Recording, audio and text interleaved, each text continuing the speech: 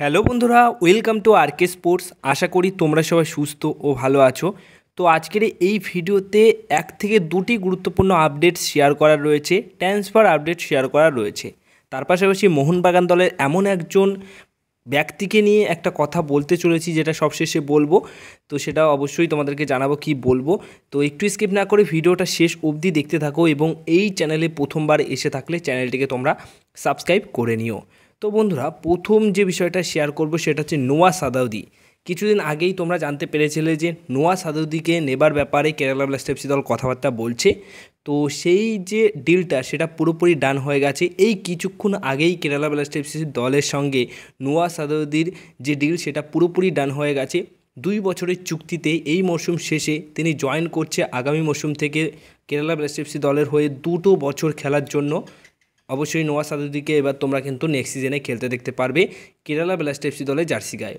তো আমার মনে হয় যে দুর্দান্ত একটা সাইনিং হয়েছে।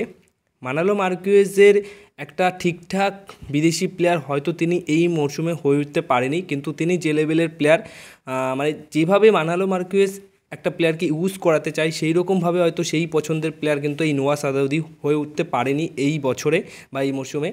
তো সেই অনুযায়ী তবুও তার যে খেলাটা সেটা তিনি খেলে দিয়েছেন, বা দেখছি আমরা কেমন কি খেলছে। তো কেরালা ব্লাস্টার্স এফসি দলের জন্য কিন্তু একটা দারুণ সাইনিং হয়েছে। এর পরের যে আপডেটটা শেয়ার করা রয়েছে, বিশাল কায়েত মোহনবাগান দলের এই গোলকিপার অবশ্যই ধারাবাহিকভাবে ভালো পারফরমেন্স করছে। তো এই বিশাল কায়েতের সাথে কন্ট্রাক্ট এক্সটেনশন করতে চলেছে, এটা তো অনেক আগেই জানিয়েছি। আর এই মৌসুমে তার চুক্তি শেষ হয়ে যাচ্ছে।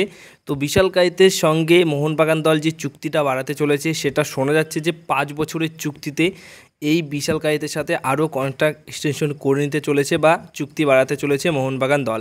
তো এটা কিন্তু খুবই একটা ভালো সিদ্ধান্ত মোহনবাগান দলের জন্য, কারণ বিশাল কায়েত যেভাবে পারফরমেন্স করছে তাতে করে আরও 5 বছরে তিনি আরও ভালো সার্ভিস দিতে পারবে। তো এবার সবশেষে যে বিষয়টা শেয়ার করার রয়েছে, অবশ্যই এমন এক ব্যক্তিকে নিয়ে সবশেষে বলতে চলেছি, যিনি কিনা মোহনবাগান দলের হয়ে নিশ্চুপভাবে তার সেরা কাজটা তিনি সবসময় করে যাচ্ছেন। আর সেই ব্যক্তিটি হচ্ছেন ম্যানুয়েল ক্যাশকেলানা।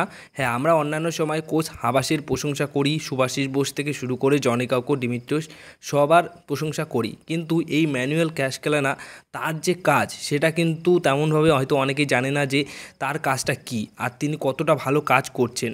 হাবাসের পাশে সবসময় তিনি ছায়াসঙ্গী হিসেবে ডাগআউটে থাকেন, ডাগআউটে নিশ্চুপভাবে মাঝে মাঝে বসে থাকেন, এবং হুট করেই তারপর তিনি ম্যাচটা পুরো রিড করার পর তিনি এসে কানে কানে কিছু কথা বলে, কোচ হাবাসের সাথে আলোচনা করে, তারপরেই কিন্তু আমরা কিছু একটা পরিকল্পনা বদলাতে দেখি, কিছু পরিবর্তন দেখি। এই জিনিসটা তোমরা হয়তো অনেকেই লক্ষ্য করেছো। তো ম্যানুয়েল ক্যাশকেলানা কিন্তু এই কাজটা নিয়মিত করে যাচ্ছেন।